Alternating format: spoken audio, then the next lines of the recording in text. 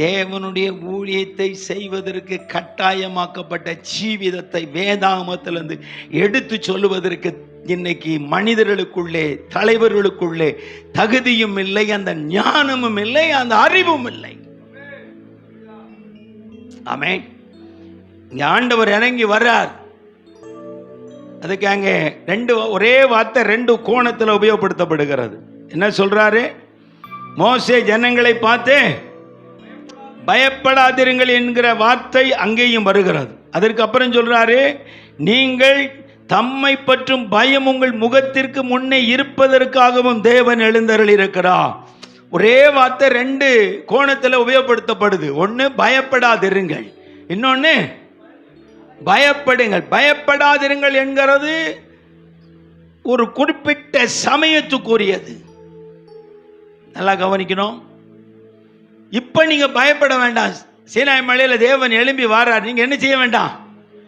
நீங்க சீனாய் மலையை தாண்டி போயிட்டீங்கன்னா நீங்க பயப்படாதிருங்கன்னு சொல்ல வேண்டிய அவசியம் இல்லை. ஏன்னா அவர் வந்துட்டு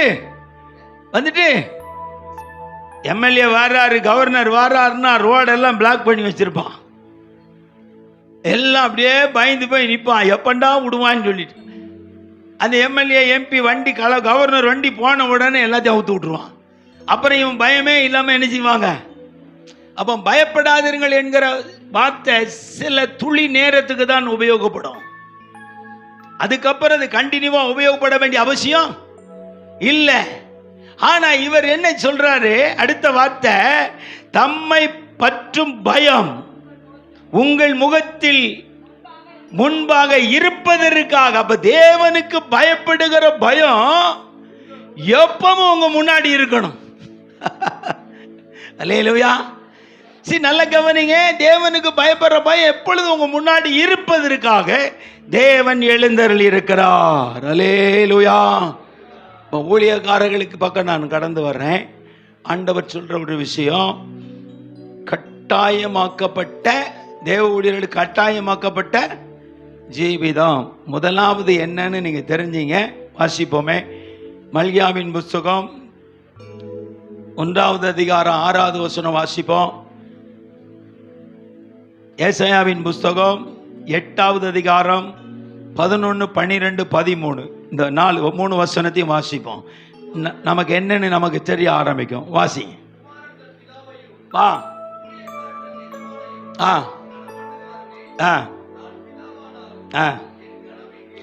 நான் பிதாவானால் என் கனம், நான் எஜமானானால் எனக்கு பயப்படும் பயம் எங்கே? வாங்க ஏசாயாவுக்கு வாங்க. 8வது அதிகாரம் 11, 12, 13க்கு வாங்க. கர்த்தருடைய கரம் என்மேல் அமர்ந்து அவர் என்னுடனே பேசி, நான் இந்த ஜனத்தின் வழியிலே நடவாதபடி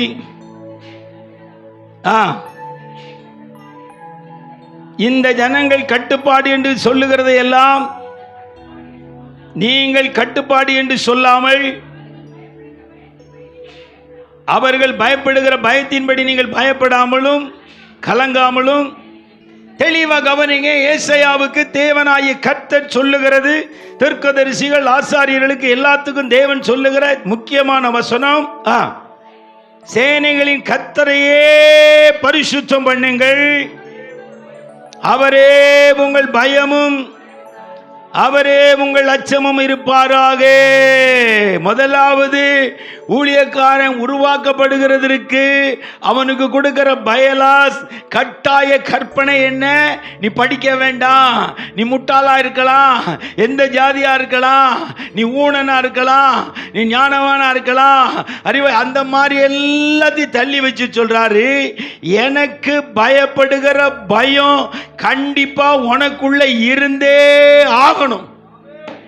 ஊழியக்காரர்களுக்கு கட்டாயமாக்கப்பட்ட ஜீவிதத்தில் பயலாஸ் என்னன்னா, ஊழியக்காரனிடத்தில் எப்பொழுதும் எஜமானுக்கு பயப்படுற பயம் இருக்க வேண்டும். அவர் அழகா தெளிவா எழுதுறாரு. என்ன எழுதுறாரு? நானே கர்த்தராகிய நானே உங்களை அழைத்தவரே, உங்களை தெரிந்து கொண்டவரே, உங்களுக்கு என்ன கட்டளை இடுகிறேன்? அவரே உங்களுக்கு பயமும் ஆண்டவரை நினைச்சா அச்சமா இருக்குன்னு சொல்ற ஒரு ஊழியக்காரனை தமிழ்நாட்டில் காட்ட முடியுமா? இங்கேயும் தான் இருக்கிறீங்க. மன நிறைந்து கேட்கிறேன், நீங்க மன நிறைந்து பதில் சொல்லுங்க. நான் அவருடைய ஊழியக்காரி, அவரை கொடுத்த பயமும் அச்சமும் என்கிட்ட இருக்கு, அது எப்பவும் என் முகத்துக்குள்ளே இருக்குன்னு சொல்ற யாராவது தெளிந்த வார்த்தையாய் கேட்டு கை வைத்துறதுக்கு யார்கிட்ட பலன் இருக்கு?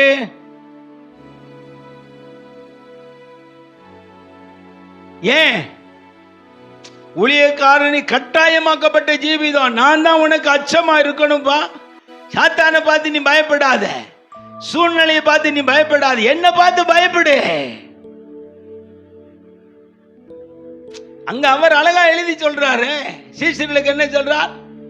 ஓ சரீரத்தை அழிக்கிறவங்களுக்கு நீ என்ன செய்யாத, உன் ஆத்மாவை நரகத்துக்கு கொண்டு போகிற அதிகாரம் உள்ள எனக்கு நீ பயப்படு.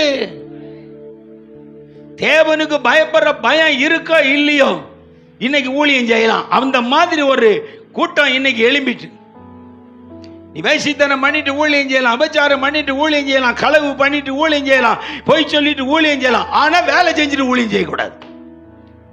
பெந்தேகோஸ்தேக்காரங்களுடைய புதிய உபதேசம் அதுதான். நீ என்ன அட்டுழியம் பண்ற அதெல்லாம் கர்த்தர் பார்த்துக்குவார், நீ ஊழியம் செய். ஆனா பார்ட் டைம் வேலை செஞ்சுட்டு ஊழியம் செய்யறேன்னா நீ ஊழியக்காரனே கிடையாது, உன்னை ஏத்துக்க மாட்டேங்க. ஆனா 2 மணி வச்சிருக்கிறான், ஊரை ஏமாத்துறான், கொள்ளையாடுறான். வரும்போது ஒரு மஞ்ச பைய தூக்கிட்டு வந்த மாதிரி வந்தவன் இன்னைக்கு 10 ஏக்கர்ன்றான், 20 ஏக்கர்ன்றான். என்ன பண்ணான்னு தெரியல.